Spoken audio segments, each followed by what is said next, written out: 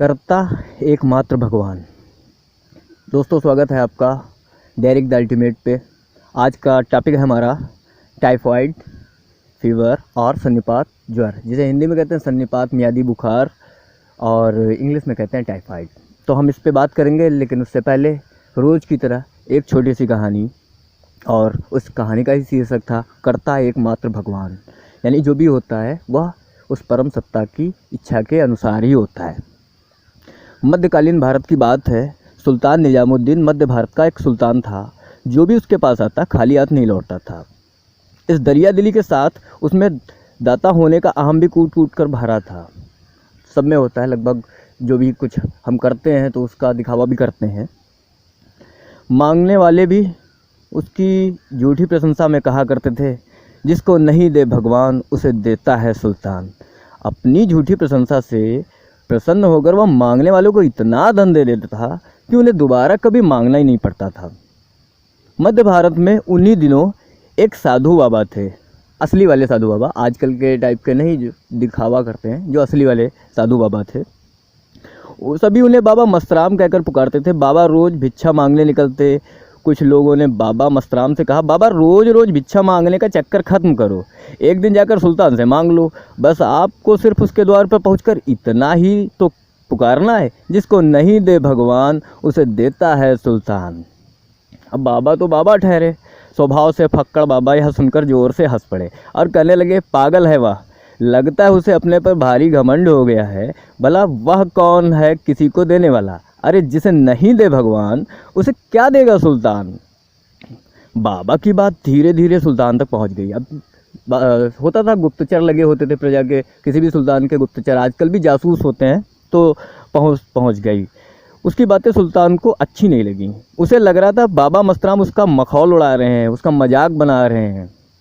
आखिरकार सुल्तान ने एक योजना बनाई। योजना के अनुसार सुल्तान ने गांव वाले का एक वेश बनाया। देखो, पुराने ज़माने के जो सुल्तान या राजा होते थे, विक्रमादित्य, राजा विक्रमादित्य भी वेश बदलकर अपनी प्रजा के बीच में जाते थे। कुछ इसी टाइप के वो सुल्तान थे।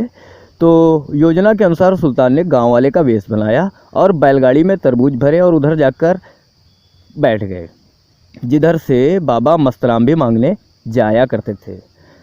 थोड़ी देर में बाबा मस्तराम भिक्षा लेने निकले। जब वे तरबूज वाले के पास पहुँचे तो उसने आदर सहित बाबा को छांटकर अच्छा सा तरबूज भिक्षा में दे दिया। योजना थी ना, और राजा था, सुल्तान था, तो बाबा को उसने सबसे अच्छा वाला छांट के तरबूज दिया। बाबा तरबूज को लेकर वापस लौट चले। उन्होंने तरबूज एक तरफ रखा और भजन पूजन में बैठ गए। कुछ देर में एक राहगीर विश्राम के लिए बाबा की झोपड़ी में आ गया। झोपड़ी में ही रहते थे बाबा लोग।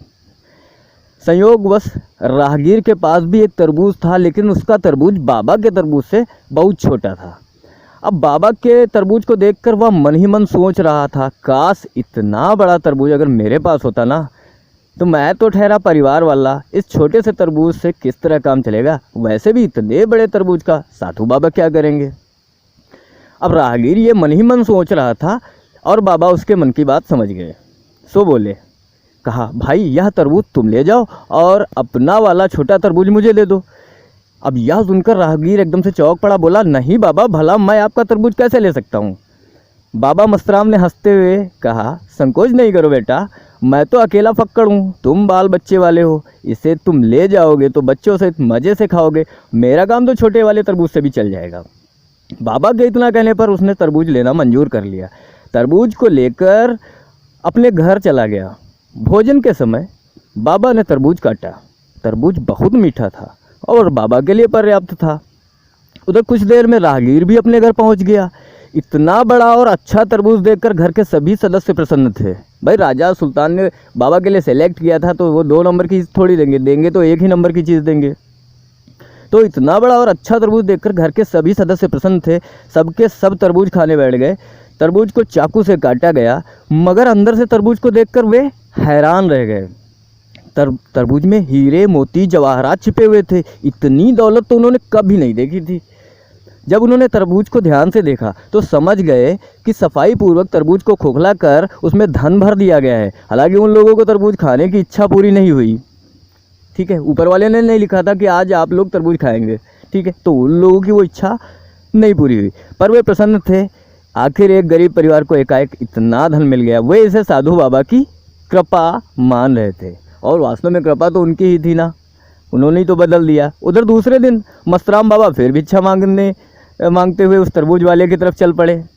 अब बाबा को भीख मांगते देखकर वह चौंका। उसने बाबा से कहा, लगता है आपको भीख मांगने की आदत ही पड़ चुकी है, अन्यथा इतना धन मिलने के बाद भी कोई भीख मांगता। बाबा मन ही मन चौंक गए। उन्होंने पूछा, कौन सा धन? तो जवाब मिला, वही धन जो मैंने तुम्हें कल दिया था। बाबा ने कहा, धन तो मैंने किसी से नहीं लिया, हाँ इससे तरबूज मैंने लिया था। तो कल तुमने मुझे तरबूज अवश्य दिया था, पर कोई धन नहीं दिया था। अपना असली परिचय देते हुए सुल्तान ने कहा, मैंने कल जो तरबूज दिया था उसमें बेशुमार दौलत थी। इतनी दौलत की जीवन भर आप खर्चा करते तो भी समाप्त नहीं होती, और मैं आज इसलिए बैठा हूँ कि तुम अब भी भिक्षा मांगते हो। क्या यह मैं जान सकता हूँ? अब बाबा मस्तराम सब कुछ समझ चुके थे। वे हंसते हुए सुल्तान से बोले, जिसे नहीं दे भगवान उसे क्या देगा सुल्तान। मन में घमंड नहीं लाओ सुल्तान, देने वाला ईश्वर है। सुल्तान की क्या हस्ती जो उसकी मर्जी के बिना किसी को कुछ दे दे। यदि तुम देते हो तो ईश्वर की मर्जी से ही दे रहे हो। और यह कहते हुए बाबा मस्तराम ने तरबूज बदलने वाली संपूर्ण कहानी कह सुनाई। वो बोले कि धन तरबूज में भरकर मेरे माध्यम से राहगीर को देने के लिए ईश्वर का आदेश था, सो तुमने और मैंने मिलकर पूरा किया।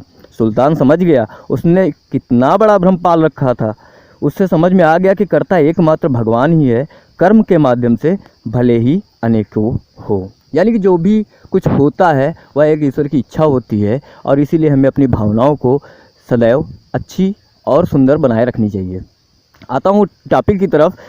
टाइफाइड का मतलब होता है सन्निपात, ज्वर। Typhoid is an acute infectious illness that affects gastrointestinal tract in many countries where sanitation is undeveloped. Clinically, the paratyphoid show no remarkable differences from the typhoid fever. The term enteric fever includes both typhoid and paratyphoid fever. तो बात करता हूँ, अगर हिंदी में कहा जाए तो यह एक संक्रामक रोग है, इन्फेक्शियस इलनेस। यह एक संक्रामक रोग है that affects gastrointestinal tract in many countries, जो कि पाचन नाल को प्रभावित करता है। गैस्ट्रोइंटेस्टाइनल ट्रैक्ट, पाचन नाल, उसको प्रभावित करता है, और उन देशों में प्रभावित करता है where sanitation is not developed और अनडेवलप्ड, जहाँ पर सफाई की, सैनिटेशन का मतलब होता है सफाई, अगर मोटे शब्दों में कहा जाए, वैसे तो सैनिटाइज कहना होता है जीवाणुहीन करना। तो सैनिटेशन जहाँ पर डेवलप्ड नहीं है, जैसे जो पिछड़े हुए देश हैं यहाँ पर गंदगी ज़्यादा पाई जाती है, और दुर्भाग्य से हम भी उसी क्रम में आते भी, हमारा भारत देश भी उसी श्रेणी में आता है। खैर, क्लिनिकली अगर देखा जाए तो टाइफाइड और जो टाइफाइड फीवर है इनमें कोई ख़ास अंतर नहीं होता है, और इसीलिए से जो है इंटेरिक फीवर या आंतरिक बुखार कहते हैं अंदर से बुखार बना हुआ है, या मियादी बुखार कहते हैं, इसीलिए क्योंकि एक इसकी समयावधि होती है। बात करता हूँ कॉजेटिव ऑर्गेनिज्म की, तो सैल्मोनेला टाइफी आपने सुना भी होगा, काफ़ी लोगों को पता भी होगा। एक बैक्टीरिया होता है सैल्मोनेला टाइफी, उसकी जिनस से टाइफाइड फीवर होता है। और Salmonella typhi, Salmonella paratyphi type A और सैल्मोनेला पैराटाइफी टाइप बी, जो दो स्ट्रेन पैराटाइफी के होते हैं और जो सैल्मोनेला टाइफी होता है, ये तीनों मिलकर सेम सिम्टम्स पैदा करते हैं टाइफाइड के, सन्निपात ज्वर की या मियादी बुखार की। तो जो इसका कारक होता है वह सैल्मोनेला टाइफी और सैल्मोनेला पैराटाइफी ए और बी, तीन तरह के बैक्टीरिया होते हैं। बात करता हूँ मोड ऑफ ट्रांसमिशन का, संचार का माध्यम क्या होता है, तो it spreads through faecal oral routes. Salmonella typhi is present in the stool and urine of patient during acute illness. Contamination of drinking water by sewage or contamination of food from flies are the main reason. संचार का माध्यम क्या होता है कि जीवाणु मुख्यतः संक्रमित व्यक्ति के मल मूत्र में होते हैं, जो प्रदूषित जल अथवा भोजन के ग्रहण करने से पाचन नाल में पहुंच जाते हैं और वहां पर जाकर ये लसिका ग्रंथि में भी पहुंचते हैं। दूसरा एक कारण होता है कि हम गंदा पानी जो सीवेज नाले वाले के करीब में रहते हैं यहाँ, या फिर गंदा पानी पीते हैं, तो वहाँ पर भी, या फिर हमारे भोजन पर मक्खियाँ बैठती हों। ये कुछ कारण होते हैं जहाँ से यह रोग पैदा होता है। अब बात करता हूँ इंक्यूबेशन पीरियड का, कि उद्भवन काल क्या होता है। It lies between 5 to 20 days. यह लगभग 5 से 20 दिन के बीच में अपने लक्षण दिखाता है। फिर आता हूँ क्लिनिकली, जो क्लिनिकल सिम्टम्स होते हैं, इसके लक्षण क्या होते हैं। नैदानिक लक्षण अगर कहा जाए तो फीवर होता है, pain in body, increase in placenta, disturbance in gastrointestinal tract, diarrhoea, white covering on tongue. तेज जो ज्वर होता है, बुखार होता है, आपने देखा होगा कपकपी वाला तेज़ सा बुखार। पूरे शरीर में दर्द होता है, खासतौर से हाथ और पैरों में दर्द बन जाता है। प्लेसेंटा जो प्लीहा होता है उसका साइज बढ़ जाता है। और गैस्ट्रोइंटेस्टाइनल ट्रैक्ट यानी जो आहार नाल होती है, जो हमारा पाचन का पूरे तंत्र होता है, इसमें डिस्टर्बेंस ला देता है, गड़बड़ी पैदा कर देता है। इसके अलावा डायरिया यानी जो बार बार पानी की कमी शरीर में होने लगती है, डायरिया हो जाती है, दस्त जिसे कहते हैं वो होने लगता है। वाइट कवरिंग ऑन टंग, ज़बान जो कि ख़ास तौर से सिम्टम्स कभी भी हम लोग पेशेंट अगर देखते हैं तो सबसे बेहतर तरीका है हमको टाइफाइड मोटे तौर पे जानने के लिए, तो पेशेंट की हम क्या करें, उसकी जीभ निकालें और देखें कि उस पर वाइट कवरिंग तो नहीं है, उस पर सफ़ेदी अधिक तो नहीं है। अगर वो रोज़ अपनी ज़बान को साफ़ करता है और उसके बाद भी अगर कवरिंग पाई जा रही है तो इसका मतलब पेशेंट में टाइफाइड का बहुत बड़ा सिम्टम्स है। आपने देखा भी होगा क्लिनिकली किसी भी पेशेंट को ट्रीट करते हुए, तो ये क्लिनिकल सिम्टम्स है। उसके बाद हम लोग इसको डायग्नोस भी करा लेते हैं, कंफर्मेशन के लिए टाइफाइड की जांच कराई जाती है। बात करता हूँ प्रिवेंशन की, तो early detection, notification and isolation of patient की सबसे पहले जानकारी। पहले हमने कहा कि ये नैदानिक लक्षण देखते हैं, उसके बाद डायग्नोस कराते हैं कि आखिर है या कौन कौन सा बैक्टीरिया है, और उसके बाद उसके ट्रीटमेंट में सबसे पहले क्या होता है उससे बचाव के लिए, कि सबसे पहले हम बचें तो उस पेशेंट को आइसोलेट कर देते हैं, एक अलग व्यवस्था उसकी कर देते हैं। आप लोग आज के लाइफ में देख रहे हैं, आइसोलेशन समझते हैं, किसी व्यक्ति को किसी समूह से अलग कर देना, उसे आइसोलेशन कहते हैं, आइसोलेट कर देते हैं।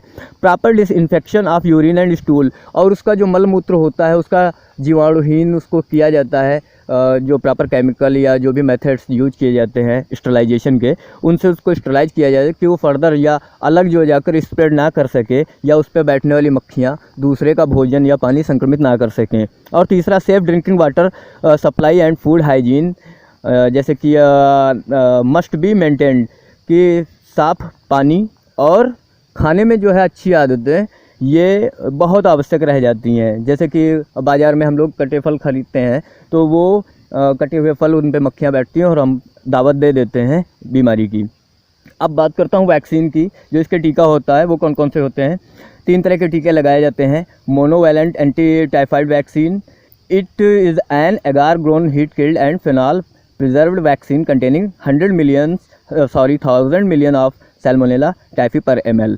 सबसे पहले बात कर लेता हूँ कौन कौन सी 3 होती हैं। एक होता है मोनोवैलेंट एंटी टाइफाइड वैक्सीन, दूसरी होती है बाईवैलेंट टाइफाइड वैक्सीन, और तीसरी TAB। क्या होता है अंतर, अभी मैं बताता हूँ। मोनोवैलेंट में सिर्फ एक बैक्टीरिया का कल्चर होता है, बाईवैलेंट में 2 बैक्टीरिया का कल्चर का कॉम्बिनेशन होता है, और TAB जो वैक्सीन होती है इसमें 3 बैक्टीरिया, जो तीनों कल्चर अभी हमने बात की कि Salmonella typhi, Salmonella paratyphi A और सैल्मोनेला पैराटाइफी B, तीनों के स्ट्रेन मिले होते हैं। किस अनुपात में होते हैं अब बात करता हूँ। तो मोनोवैलेंट एंटी टाइफाइड वैक्सीन जो होती है, it is an agar grown heat killed and phenol preserved vaccine containing 1000 million of salmonella typhi per ml। देखिए एगार का कल्चर जो होता है, जिसमें जीवाणुओं को जो है उगाया जाता है, कह सकते हैं, उनको बढ़ाया जाता है, उनकी ग्रोथ कराई जाती है।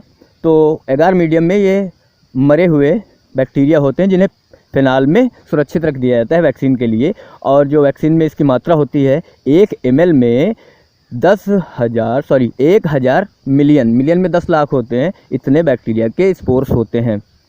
बात करता हूँ बाईवैलेंट वैक्सीन की। The bivalent vaccine contains Salmonella typhi and Salmonella paratyphi A strain in the proportion of 1000 million and 500 million organism respectively. Bivalent vaccine में 2 तरह के कल्चर होते हैं, एक तो सैल्मोनेला टाइफी और दूसरा सैल्मोनेला पैराटाइफी स्ट्रेन A, और इनका अनुपात जो होता है तो सैल्मोनेला टाइफी जो होता है उसका 1000 मिलियन में 10 लाख होते हैं, आप समझिए, लेकिन इसको समझिए मिलियन में ही पढ़ने की कोशिश करिए। तो मिलियन में क्या होता है, ये 10 लाख होते हैं अपनी जो यूनिट है उसके हिसाब से। तो 1000 मिलियन और 500 मिलियन होता है इसमें सैल्मोनेला पैराटाइफी।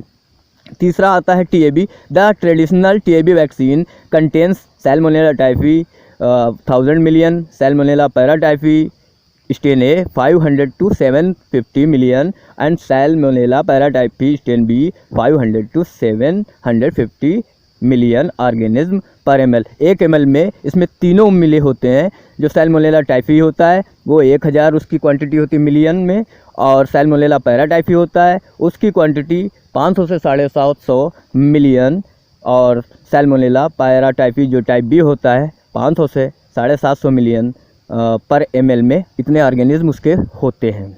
आई थिंक समझ लिया होगा आपने। और अब बात करता हूँ ट्रीटमेंट की। तो सबसे बेहतर दवा इसकी कही जाती है क्लोरामफेनिकोल, जो एक एंटीबायोटिक है, टाइफाइड का बेस्ट एंटीबायोटिक है। तो chloramphenicol is the best antibiotic to treat typhoid. Other specific antibiotics are also used, drugs such as ciprofloxacin, ofloxacin, pefloxacin in appropriate dosages and duration इनको यूज किया जाता है। क्लोरामफेनिकोल जो है सबसे बेस्ट होता है। और उसके बाद अगर बात करें तो कुछ और एंटीबायोटिक्स हैं जो यूज की जाती हैं, और वो हैं सिप्रोफ्लॉक्सासिन, ओफ्लॉक्सासिन और पीफ्लॉक्सासिन।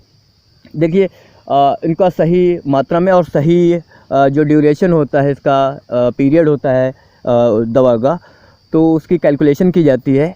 और सबसे बेटर वे है कि हम इसको क्लिनिकली ट्रायल हम ना करें, लेकिन हम इसको जानें समझें कि कौन सी दवा चलती है और उसके महत्व क्या है, उसका नुकसान क्या है। हम इस पे आगे भी चर्चा करते रहेंगे। अगर आप हमारे साथ हैं, हम एक एक दवा की तरफ चलेंगे।